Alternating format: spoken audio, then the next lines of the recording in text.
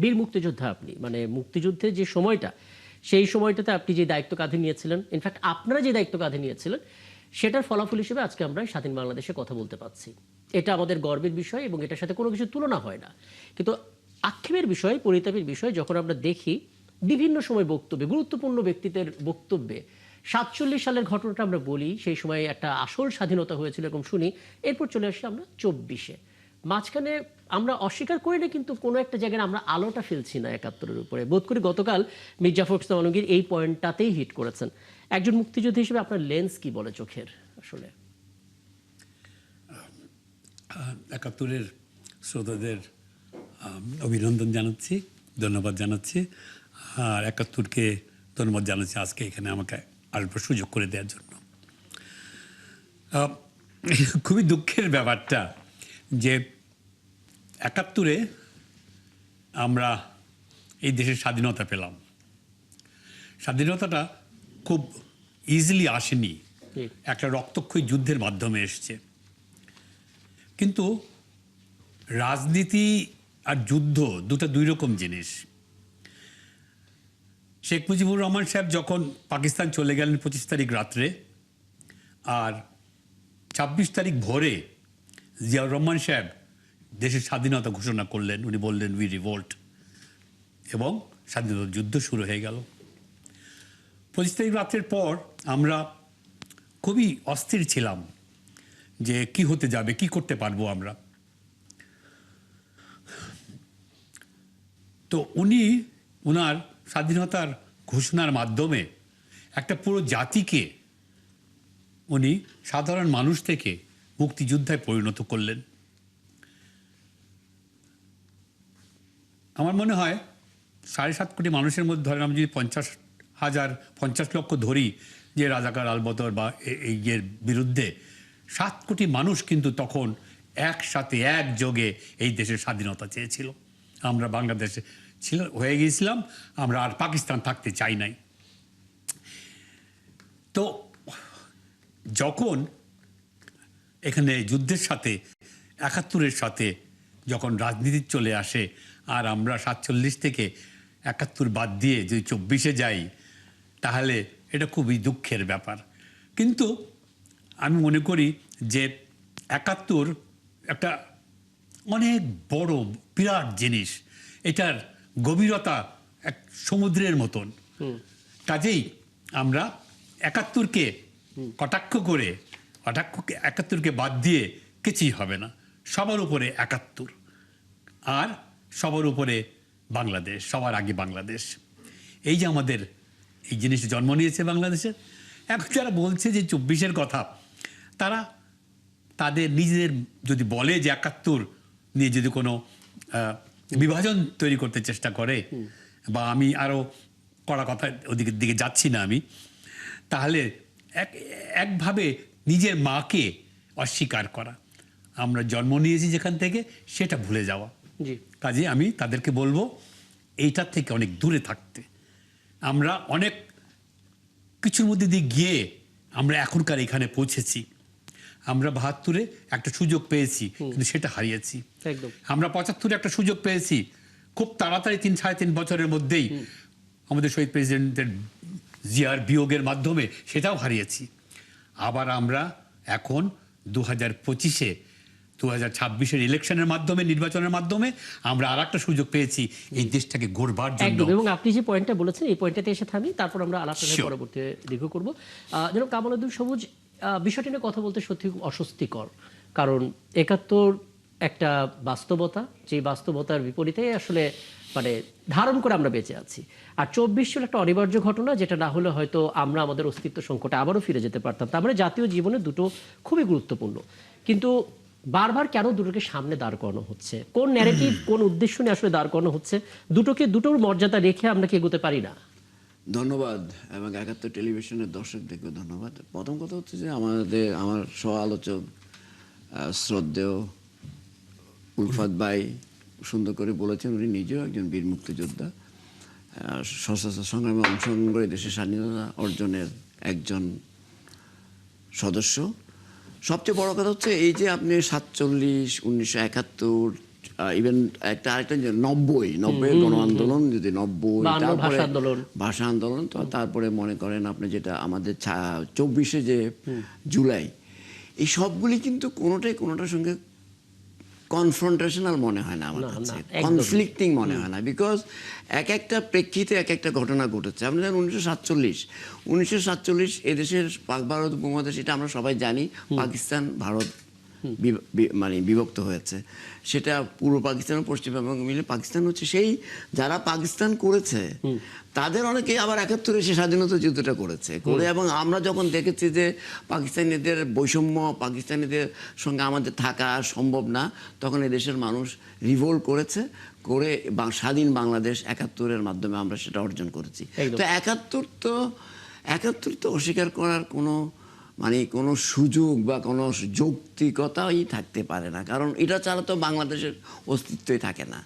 আবার এর পরে যে বিভিন্ন সময় বাংলাদেশ যে 71 পেল, ওটার একটা অন্যতম বড় চেতনা আমি মনে করি, এবং অনেকে হয়তো আমার সঙ্গে একমত হবেন, যে বাংলাদেশ একটা গণতান্ত্রিক বাংলাদেশ হবে, বৈষম্যহীন একটা সমাজ হবে, অর্থনৈতিক সমৃদ্ধির একটা বাংলাদেশ হবে, মুক্ত গণমাধ্যমের একটা বাংলাদেশ হবে। সেটা করতে যায় পরবর্তী লম্বা ইতিহাসে আলোচনা যাব না, সেটা যখন বিভিন্ন সময় ব্যর্থ হয়ে ঘটেছে, তখনই এদেশের মুক্তিগামী মানুষ আবার আন্দোলন করেছে সংগ্রামী। দেখেন আমরা 90-এর এরশাদের বিরুদ্ধে আন্দোলন দেখেছি, আমরা তখন ইয়াং রিপোর্টার, আমার নিজের কথা বলছি।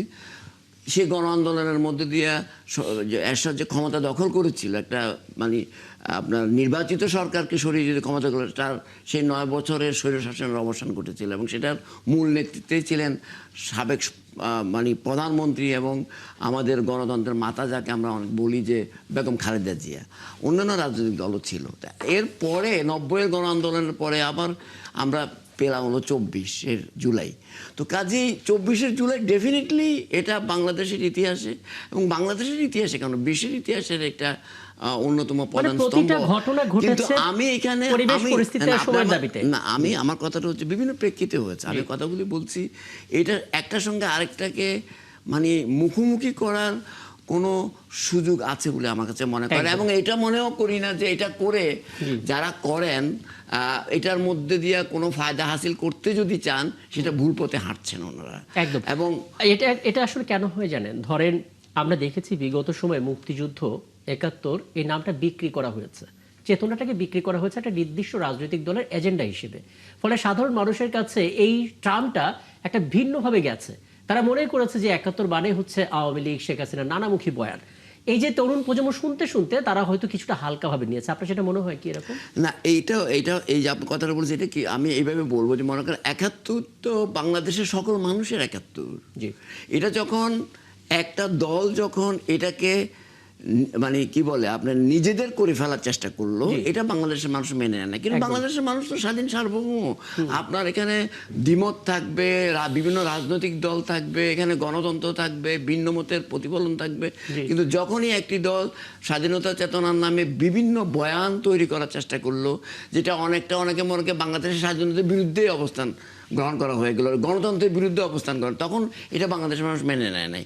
আবার 71-এর চেতনাকে যারা লাভজনক একটা ব্যাপার হিসেবে দেখতে চেয়েছিল, যেটা বাংলাদেশের মানুষ মেনে নেয়, আবার 24টাকেও লাভজনকভাবে কেউ করতে চায়, সেটা আবার মেনে নেয়। কিন্তু দরকারই নাই, কারণ এটা সম্পূর্ণ রাজনৈতিক বিষয়, সম্পূর্ণ এদেশের মানুষের আশা আকাঙ্ক্ষার প্রতিফলন।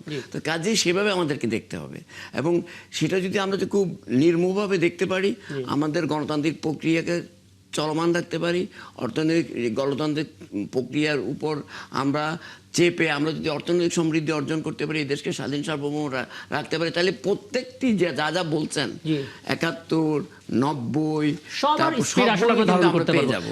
আমি একটু আপনার একটা মতামত দিতে চাই। ধরুন যে অর্থে 71-কে আসলে বিক্রি করা হয়েছিল বা নিজেদের করে নেওয়ার একটা চেষ্টা ছিল, ন্যারেটিভ তৈরি করার চেষ্টা ছিল, মুক্তিযোদ্ধা হিসেবে নিশ্চয়ই আপনার খারাপ লেগেছে সেটা।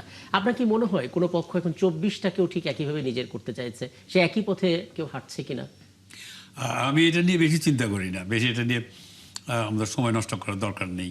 তার কারণ 71, 24। 71-এ একটা মুক্তিযুদ্ধ হয়েছিল, দেশ স্বাধীন হয়েছিল, আমরা একটা পতাকা পেয়েছিলাম, হ্যাঁ, জাতি একটা বাঙালি হিসাবে, বাংলাদেশি হিসাবে আমরা পৃথিবীতে আমরা জন্মগ্রহণ করলাম। সেটা কিন্তু 24-এ না, জি। আমি 24-কে ছোট করতে চাই না, কিন্তু 24-এ আমরা স্বৈরাচার মুক্ত হলাম। জি।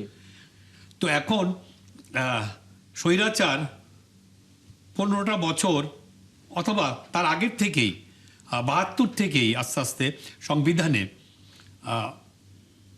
পেজ 1 থেকে লাস্ট পেজ পর্যন্ত মুক্তিযুদ্ধের কোনো কথা নাই, আচ্ছা, মুক্তিযুদ্ধ বা মুক্তিযোদ্ধা বলে কোনো কথা নাই। এটা কিসের কথা বলছেন? আমাদের বাংলাদেশের সংবিধানে, এখনকার সঙ্গে, জি। হ্যাঁ সংবিধানে, এখনকার না, 72 থেকে। হ্যাঁ আওয়ামী লীগের সংবিধানে নাই। আর রাতকে দিনকে রাত করে দেওয়া হলো। হ্যাঁ, কারণ আমরা শেখ মুজিব চলে গেছে পাকিস্তান, জি। কিন্তু সেই সংবিধানে লেখা হলো শেখ মুজিবুর রহমান স্বাধীনতা ঘোষণা করেছে। আমরা তো সেটা কথা শুনি নাই, কিন্তু এটা ক্রিয়েট করলো, ন্যারেটিভ খাড়া করা হলো, এবং ওটার উপরে বেস করে আওয়ামী লীগ তার রাজনীতি করে গেল। এখন অনেক রকম মিথ্যা হয়, আর 71 নিয়ে যত মিথ্যা কথা বলা হয়েছে, এটা নিয়ে আর অন্য কোনো কিছু নিয়ে বাংলাদেশে এত মিথ্যা কথা বলা হয়নি। মুক্তিযোদ্ধা যারা সবাই খুবই একটা অবহেলিত, অবাঞ্ছিত একটা গোষ্ঠী। তার কারণ রাজনৈতিক ফায়দা লুটবার জন্য মুক্তিযুদ্ধকে অস্বীকার করে আওয়ামী লীগ কিনার করে দিল। তাদের বয়ানটা হলো রাজনীতির মাধ্যমে দেশ স্বাধীন হয়েছে, মুক্তিযুদ্ধের মাধ্যমে না। কিন্তু তারা ব্যবসা করার সময়, রাজনীতির ব্যবসা করার সময় তারা মুক্তিযুদ্ধটাকে ধরে এটার লম্বা সময় ধরে মুক্তিযুদ্ধের পক্ষের শক্তি তারা, মুক্তিযুদ্ধ না করে, মুক্তিযুদ্ধ না চেয়ে, মুক্তিযুদ্ধের পক্ষে না থেকে এটা আবার জারি করার জন্য ভুয়া মুক্তিযোদ্ধা তালিকাও তৈরি করা হলো। তৈরি করা হলো। দেখেন, আওয়ামী লীগ যে ক্ষমতায় ছিল গত লাস্ট টার্মে, এই 15 বছরে 1 লক্ষ মুক্তিযোদ্ধা তারা তৈরি করে গেছে। আমরা 71-এ 1 লক্ষ থেকে 1,20,000 আর্মির মুক্তিযোদ্ধা নিয়ে আমরা ছিলাম, কিন্তু এখন মুক্তিযুদ্ধের সংখ্যা হলো 1,98,000, প্রায় 1 লাখ বেশি। কিন্তু আমরা অ্যাকচুয়ালি মরে গিয়ে 71-এর মুক্তিযোদ্ধারা এখন 50-60 হাজার আছি, কিন্তু ভাতা নিচ্ছে প্রায় 2 লাখ। কিভাবে এটা সম্ভব? আওয়ামী লীগ এমন একটা দল ছিল যে আপনি এটার একদিক দিয়ে ঢুকবেন সাধারণ মানুষ হয়ে থেকে, আপনি ওদিক দিয়ে বেরোবেন মুক্তিযোদ্ধা হয়ে। তারা এই 14 থেকে 25 পর্যন্ত তারা 1 লক্ষ মুক্তিযোদ্ধা তৈরি করেছে, এবং মুক্তিযুদ্ধটাকে যত ছোট করা যায় তাই হয়ে গেছে। আবার 72-এ কিন্তু বিশ্বাস করবেন না আপনি, যে আপনার তো তখন জন্মই হয় নাই, হ্যাঁ, হাজার হাজার লাখ লাখ মুক্তিযুদ্ধের সার্টিফিকেট ছড়িয়ে দেওয়া হয়েছে, এবং 20 টাকা থেকে আরম্ভ করে 100 টাকায় মুক্তিযুদ্ধের সার্টিফিকেট বিক্রি হয়েছে। কিন্তু আজকে সেই দিন শেষ। এখন এই নতুন পরিবেশে, এই নতুন পরিস্থিতিতে আমরা যে বাংলাদেশটা পেয়েছি, আমরা চাই যে আমাদের জীবন শেষ, আমরা আমাদের জীবনের শয়ান্নে এসে পৌঁছেছি। হ্যাঁ, আমাদের মুক্তিযোদ্ধারা এখন তাদের চলে যাওয়ার বিয়োগের পালা, কিন্তু অন্তত এই আমরা আশা করব যে এই সামনের দিনে বাংলাদেশ একটা জায়গায় গিয়ে পৌঁছবে, পেছনে আর হাঁটবে না। পেছনে আর অনেক ধন্যবাদ।